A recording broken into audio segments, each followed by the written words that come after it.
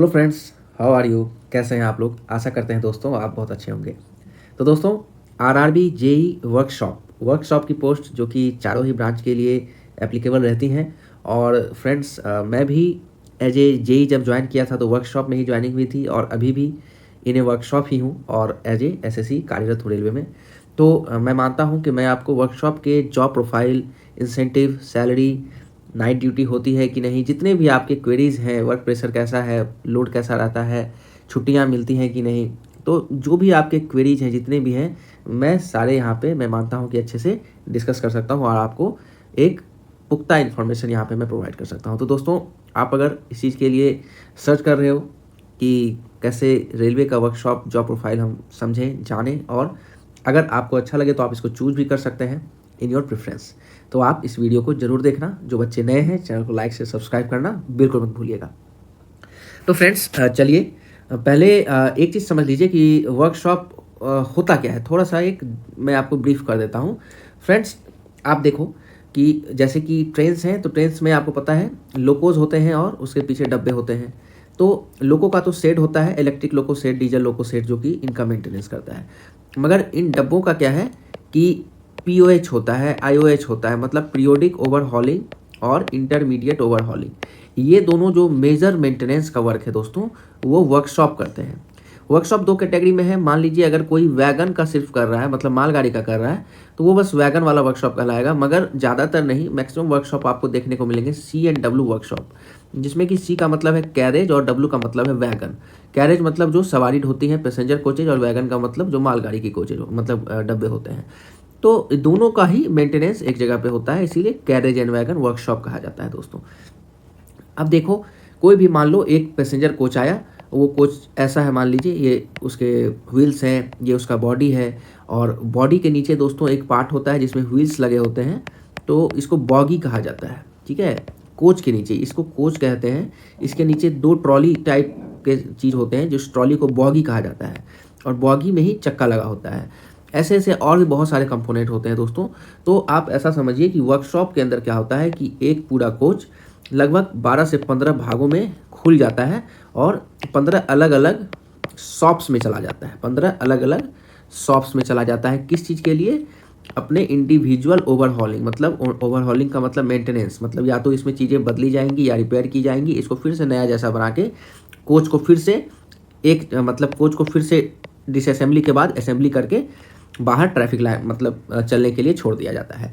तो एक वर्कशॉप है कोई एक्स, तो इसके अंदर ABCD ऐसा करके मैं एग्जांपल दे रहा हूँ, नाम कुछ भी हो सकता है। Wheel shop, boggy shop, coach repair shop, ऐसे स्प्रिंग शॉप, ऐसा ऐसा शॉप करके बहुत सारा शॉप रहेगा दोस्तों। ठीक है, एक वर्कशॉप के अंदर लगभग 15 से 12 शॉप्स अलग अलग रहेंगे, और हर एक शॉप के अंदर जेई की पोस्टिंग होती है। ठीक है, और यही जेई आगे चल के एसएससी बनते हैं, एसएससी इंचार्ज बनते हैं उस शॉप के। तो जैसे जैसे उनका एक्सपीरियंस बढ़ता है।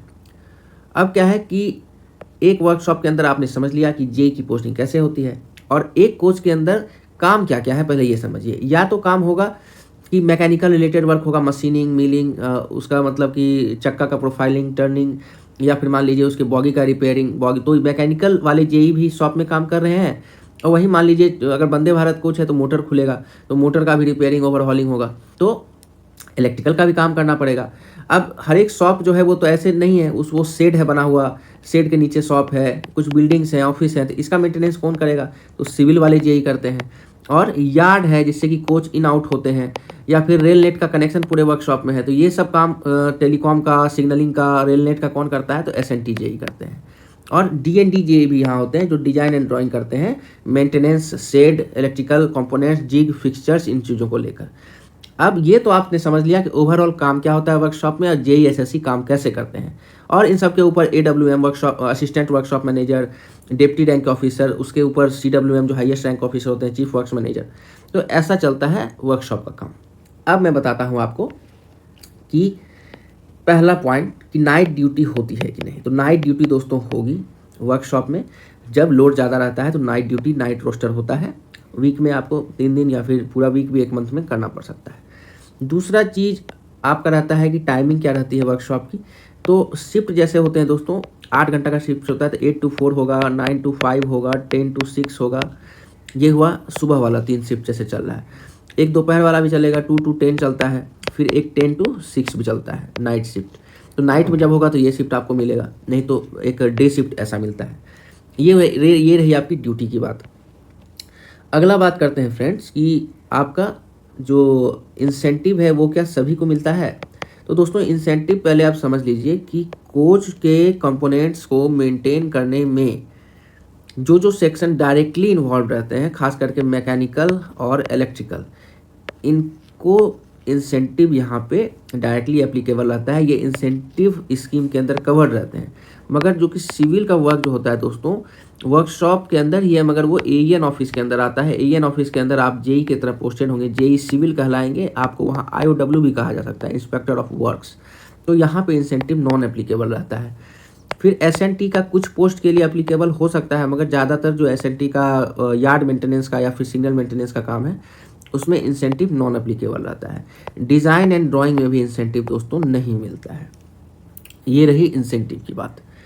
अब रहा कि वर्क प्रोफाइल कैसा है। तो प्रेशर दोस्तों मीडियोकर प्रेशर है, ज़्यादा भी नहीं है और कम भी नहीं है। छुट्टियों का जहाँ तक सवाल है तो सालाना आपको 8 CL 15-15 करके एक साल में 2 बार आपको LAP मिलेगा, जिसको अर्नड लीव भी कहते हैं, और 12-12 करके 2 बार आपको हाफ एवरेज पे लीव मिलेगा, जिसको कम्यूटेड लीव की तरह आप मेडिकल में यूज कर सकते हैं। ये रही लीव की बात।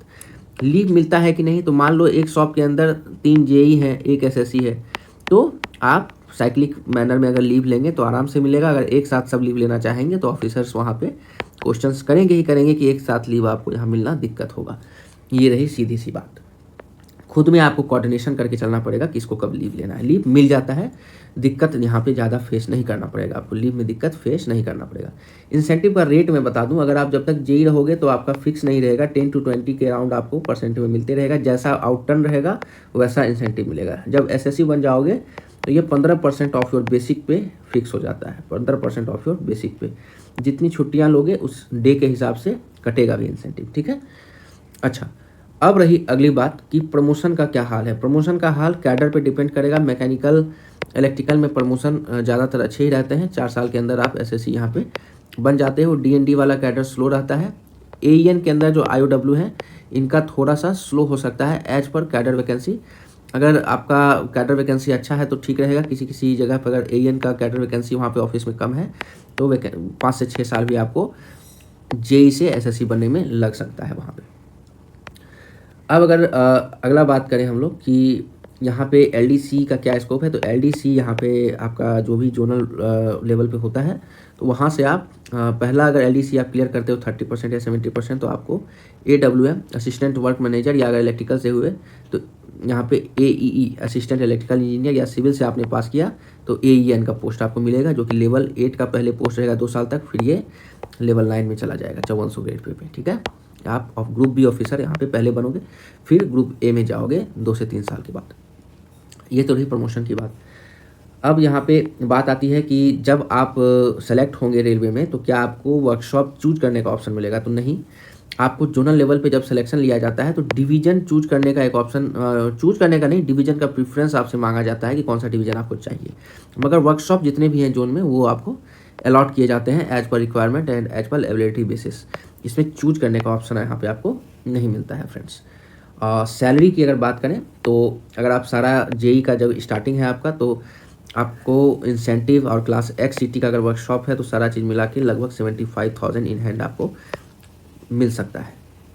75,000 इन हैंड आपको 75,000 ग्रॉस आपको यहाँ पे सैलरी बन सकता है। तो 70,000 इन हैंड आपको यहाँ पे मिल जाएगा आराम से, इंसेंटिव लगा के, इंसेंटिव जो कि वर्कशॉप में मिलता है।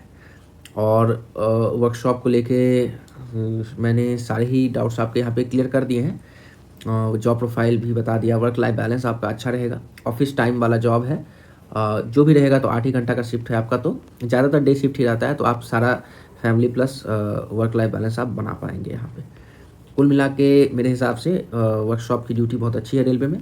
आप चाहो तो इसको ज़रूर अपने प्रेफरेंस में रख सकते हैं। और वर्कशॉप का जहाँ तक ओवरऑल वर्क था, ये भी मैंने आपको अच्छे से समझाया है।